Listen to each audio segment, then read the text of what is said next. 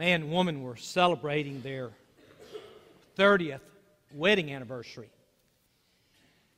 And as they were sitting across the table where they'd gone out to eat dinner, she looked at him and said, "After 30 years, how would you describe me?"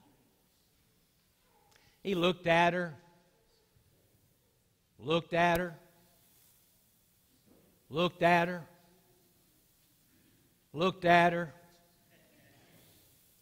He said, "Honey, you're A, B, C, D, E, F, G, H, I, J, K."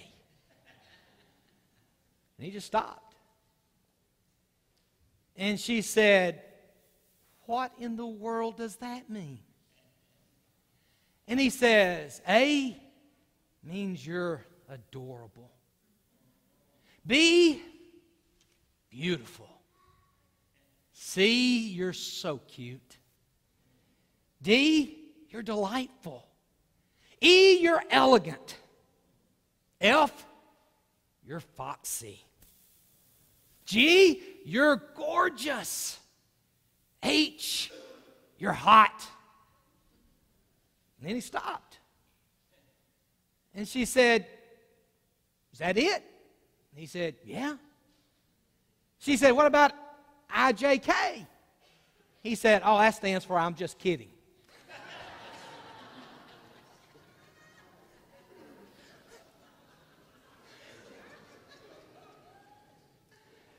That's why our title today is Bridge Over Troubled Waters. You know, we come to marriage expecting so very much. That wedding ceremony takes place, and we really do want to be like it is in the storybooks. We want to live happy ever after. And yet we all recognize that that's not always the case. And so while we're dating or when we get married, we think, you know what, I know that problems will come, but I'm going to be there for you.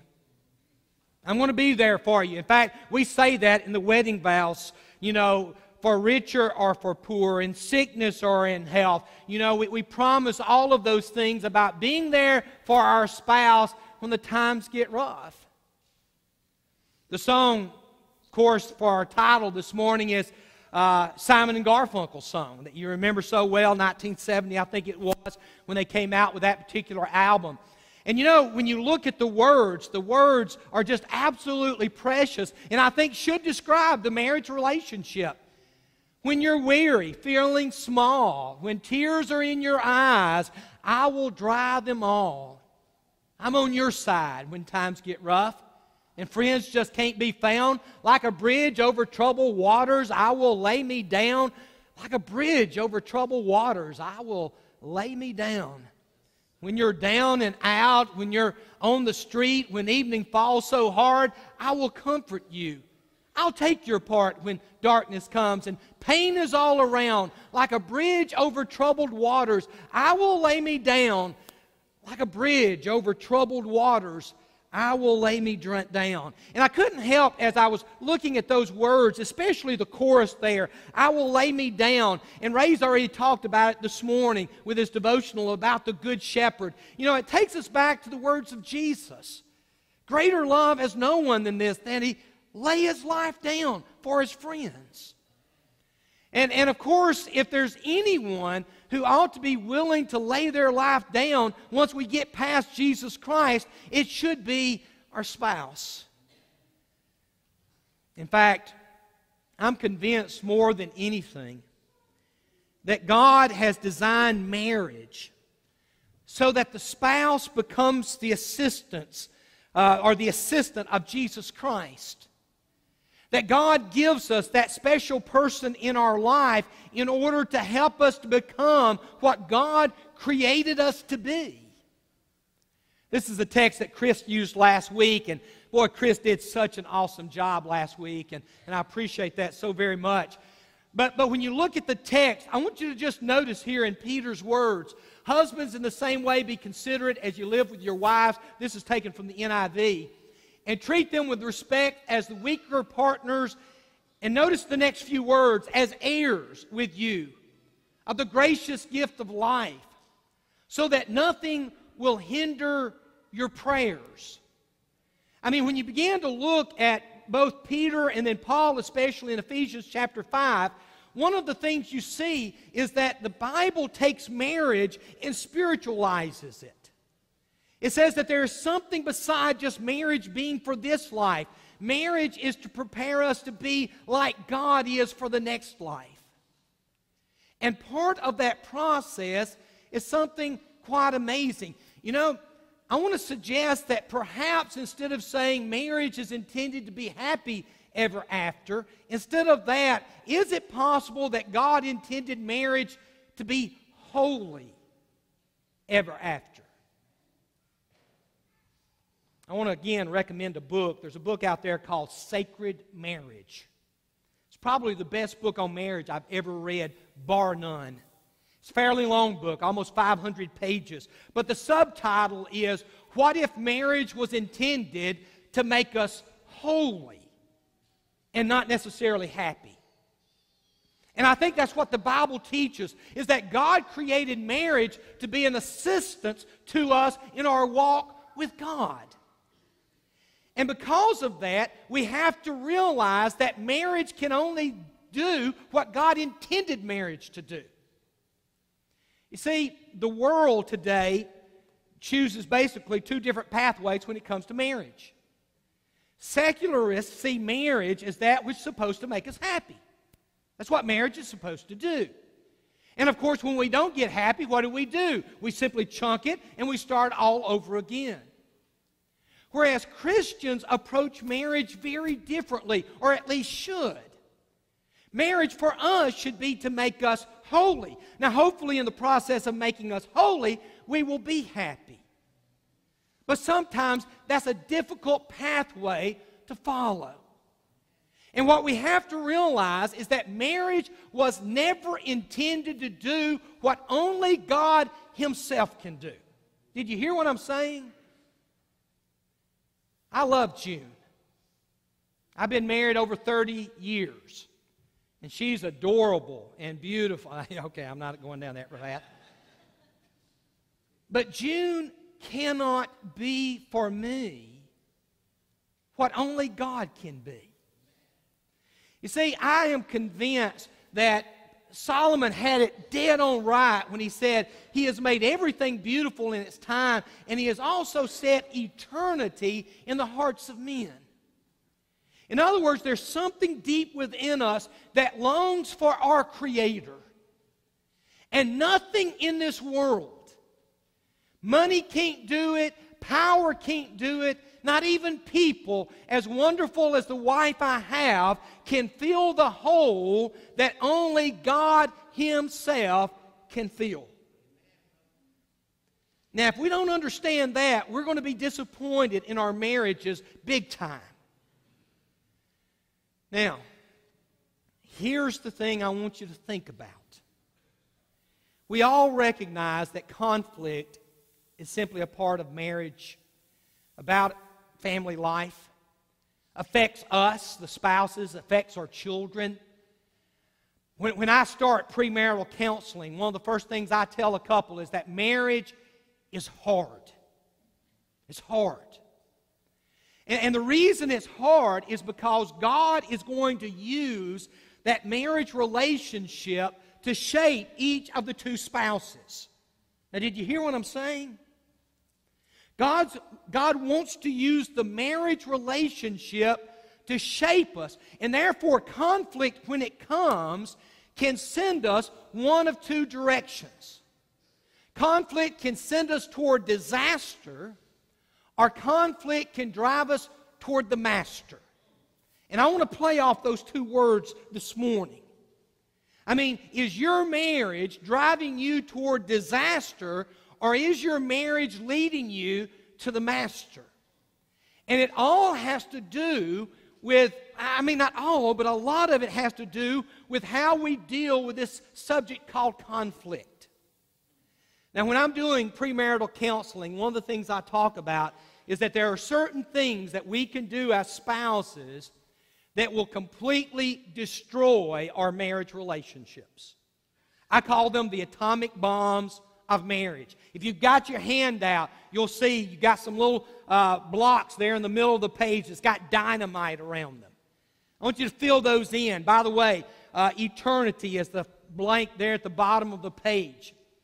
But among these atomic bombs that will absolutely destroy a marriage relationship, the first one, of course, I tell people, is the sin of adultery. So serious is this sin that in the Ten Commandments you start with the second five, which have to do with our relationships with one another. Moses wrote, "You shall not murder." I mean, think about that, how serious that sin is. You shall not murder, and then he follows it with, "You shall not commit adultery."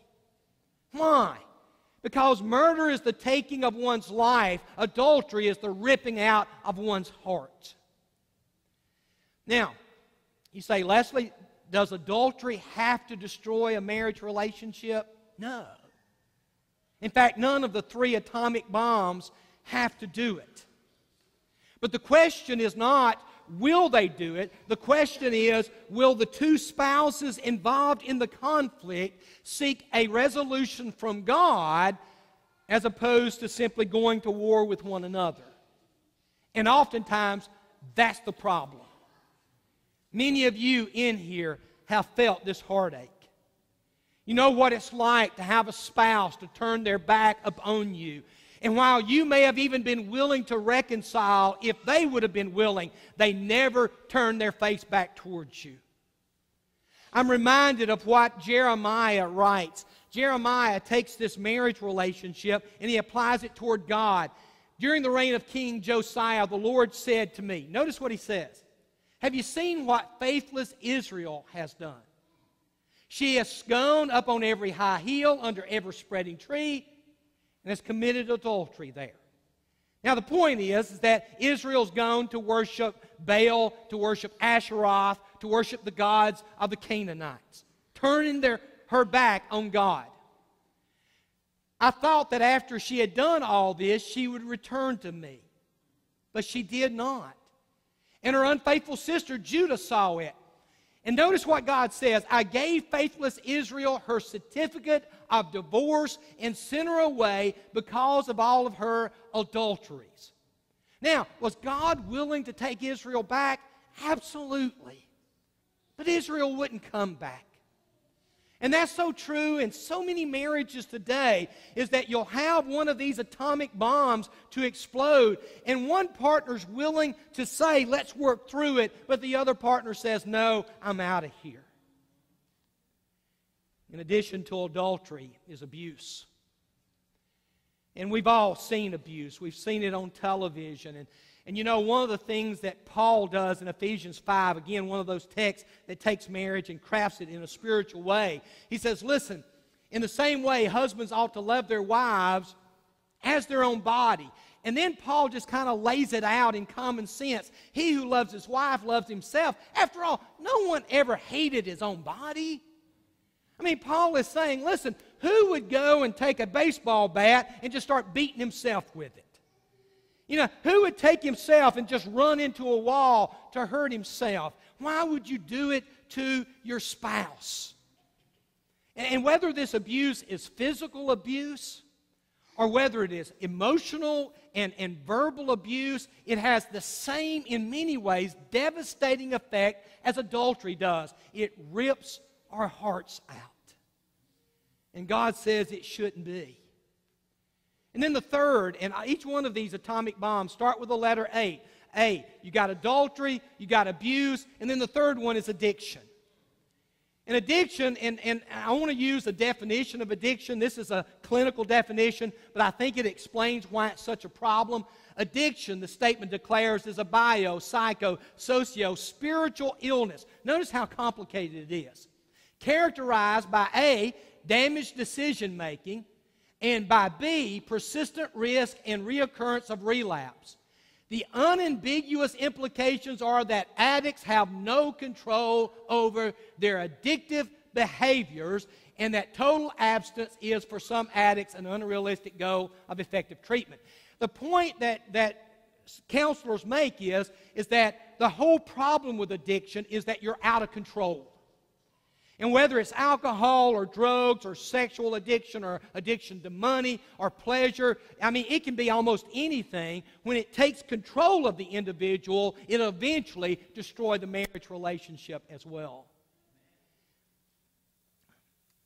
Let's leave those three aside, because while some of us have had to endure some of those, by far the majority of us are affected not by the three biggies, but by everyday average conflict. And there's a man out there by the name of John Gottman. John Gottman's Jewish, and he's done just a tremendous amount of research starting back in the 70s and coming forward. If you go to Amazon, you'll pick up a lot of his different books. But Gottman and a partner of his began to observe how people handled conflict. And what he discovered was how people handled conflict was the number one indicator of whether or not they'd get divorced or not. Number one indicator. In fact, Gottman says if you'll let him watch a couple argue for less than 5 minutes, he'll predict whether or not they'll get divorced by a 96% accuracy. You say, wow, that's pretty good. Yes, it is. Now, why does he say that? He says it for the same reason we said a while ago, and that is conflict, whether it's major conflict like adultery or abuse, or whether it's minor conflict, it still drives us in one of two directions. It drives us toward the Master, Jesus Christ, or it drives us toward disaster. And the number one predictor, the very first one, and it's so important, and can I ask you to be honest here? I mean, if you're married, you know what conflict is? Unless you've been married maybe a day, all right? And you probably know conflict if you've been married a day, okay? Let's just be honest with it. And we all know what it's like to be in conflict. Now, the very first thing that Gottman looked for in his research was, how did the conflict begin? And the way it begins defines how it's going to go from there.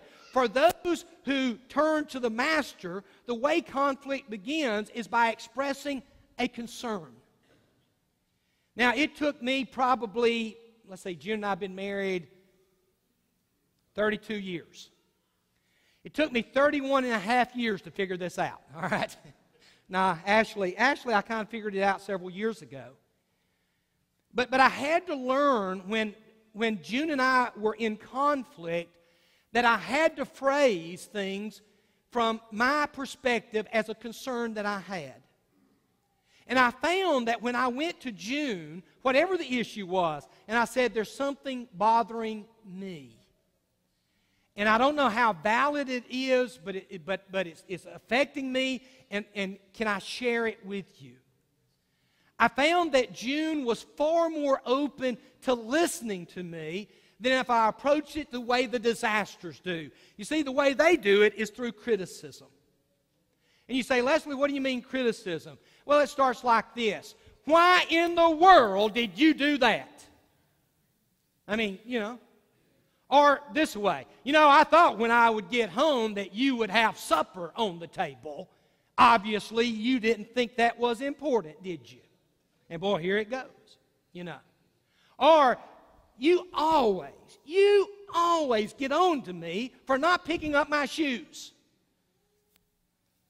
I simply share that one because that's the truth. But anyway, that's not the point. How you begin conflict is the number one indicator of where that conflict is going. When you use phrases like you always, or you never, or why do you, as opposed to, can I share what I'm feeling? Can I tell you where I'm at in our marriage relationship? I mean, Jesus knew this. The Bible knew this. You turn to Proverbs 15, a gentle answer turns away wrath. But notice the next phrase, but a harsh word. I mean, it shouldn't come as a surprise if I speak harshly to June, that June in return speaks harshly back to me. That shouldn't shock me at all. Now, what Solomon does say here is that any of us can intervene in the process and calm it down by how we respond. You see, if June comes at me upset and I say, honey, you're right. I don't pick up my shoes like I need to. And all at once, June's like, oh, wow. You know, Leslie admitted he's wrong. Let's write that one down for the records, you know.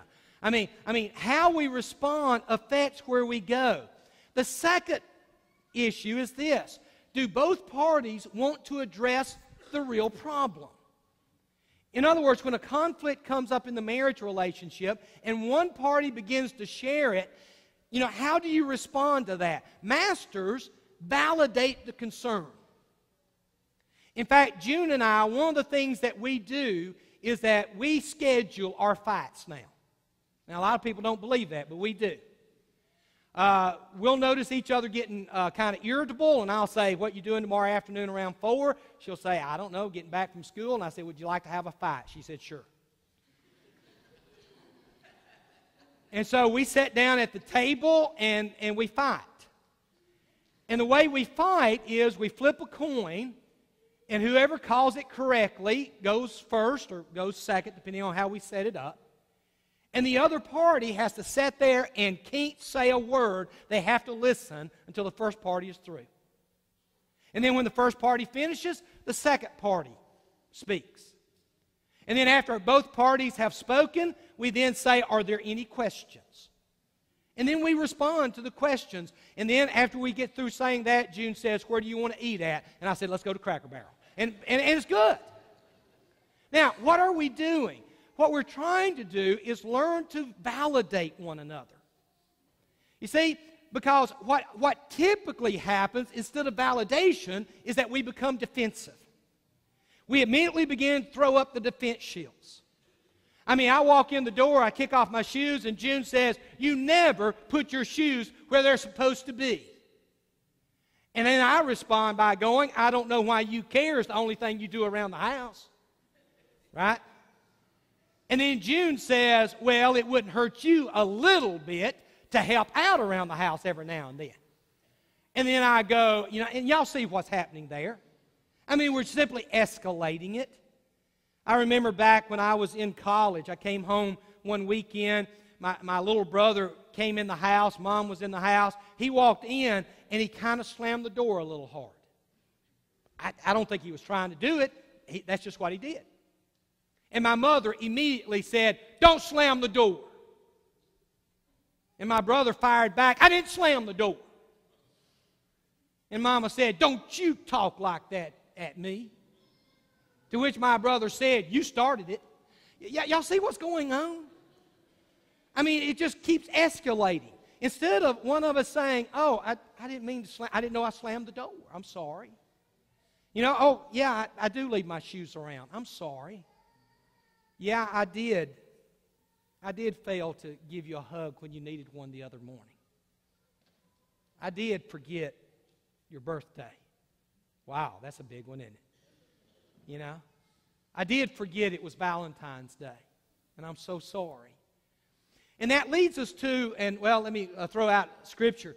You notice what Adam did when God confronted him with his sin? What did he do? He became defensive right off the bat. The woman you put here with me, she gave me some fruit from the tree and I ate. It's not my fault. God, it's your fault. You're the one that did it. As opposed to, say, King David, who when he was confronted by Nathan, his simple response was, you're right. I have sinned. I've done that which is wrong. And Nathan's immediate response was, you shall not surely die, even though he should have. See, that's the difference. Are you going to become defensive, or are you going to say, you know what? There's something here that we need to talk about. Which leads us to the third thing, and that is, does the conflict escalate to a level, and Gottman says this is the biggie. Gottman says that when he observes this in marriages, that he then says, okay, we've got major medical problems going on here. And what it is that masters, once they validate it, they in turn show appreciation for their spouse for what they're doing in the relationship. In other words, June, you know what? You try so hard to keep a clean house, and you do a wonderful job. I mean, the bed's made up every day. There's clean clothes in the closet. I mean, you know, the dishes are always washed, and, you know, I don't need to be leaving my shoes. What have I just done? What I've just done is, instead of escalating the conflict, I've tried to find ways to compliment what she's doing. And, of course, when I compliment what she's doing, what happens? What happens is, all at once, she feels good about her relationship with me, and maybe her feelings about my dirty shoes being in the floor begin to subside a little bit. You see, it brings the tension down. I tell the story so many times about the brother in the church years ago who I felt like I wasn't getting paid properly. I mean, I just felt like my salary wasn't anywhere where it should be, and I went to one of the leaders in the church, and I sat down with him, and I laid it all out, and he said, you know, Leslie, you're a good youth minister. And man, I appreciate you so much, and you're a good Sunday school teacher, and you work hard at church, and boy, you've got a great family, but I think you're just expecting too much at this point in life. And after he had said all that about me, all I could say is, I think you're right. I did. I'm like, wow, how can you disagree with that? You know, and so masters learn to tone it down by expressing appreciation, whereas disasters move into a world called the world of contempt. Now you say, what's contempt? Contempt is when I begin to attack you as an individual. Contempt is when I begin to say things like, well, one of my favorite that Gottman shared, and he had observed this with so many couples. He says, it's amazing how that sometimes you can show contempt in just responding. For instance, the wife says, you know what, I could care less.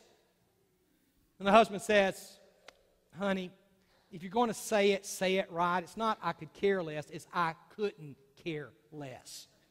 At least get the English right. All right? Do you hear the contempt there? I mean, so oftentimes that's what we do. And of course, then it moves far more toxic when we begin to call each other names. We begin to say things, well, you're just stupid. You're so ignorant. You're an idiot. Do you know that? You're an idiot. What am I doing now? Now I'm attacking you as an individual, showing that I'm in a place of superiority to you. That's what contempt is all about, and it's what undermines marriages. Jesus knew that. In the Sermon on the Mount, he says, listen, but I tell you that anyone who is angry with his brother will be subject to judgment. Anger is enough of a problem. But notice what Jesus said next. He says, again, anyone who says to his brother, Raka. Raka means empty-headed. In other words, you don't get it, do you? That's what he's saying. He says he's answerable to Sanhedrin. And anyone who says, in the Greek, that word there literally is the Greek word moron. Translated in English, fool.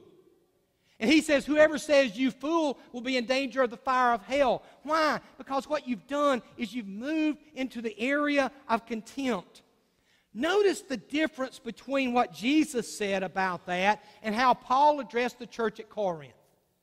Remember the church at Corinth and how many problems it had? And yet, when Paul wrote to the church, look at how he began. To the church of God, those sanctified in Christ Jesus, called to be holy, their Lord and ours. Grace and peace to you. I always thank God for you. What's Paul doing? Paul is fixing to address major issues in his relationship with them, but he does so by first telling them how much he appreciates them. You see, when someone comes to me and says, man, I appreciate this, I wish, however, you would think about this. Gottman basically says it takes 5 positives to offset every one negative. And so the question is, are you showing contempt? Are you appreciating at least some of what your spouse is doing? I love what one person said. He said, learn to have contempt for contempt. And then that leads to the last one, and that is the conflict resolved? Masters seek resolution.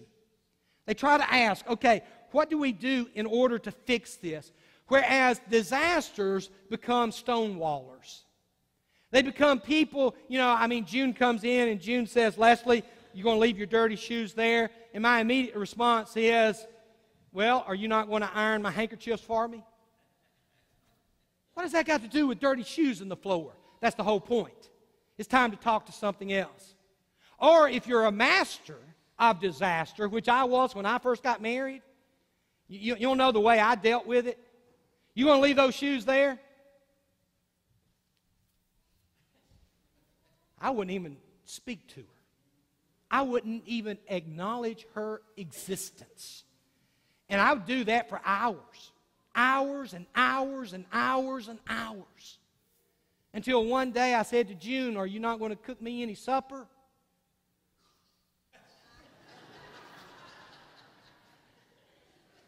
And after she had done that several hours, I got the point. You know, stonewalling doesn't help the relationship. And so I want to encourage you to think about, where are you in your marriage? Are you going down the path for the master, or are you heading down the path of the disaster?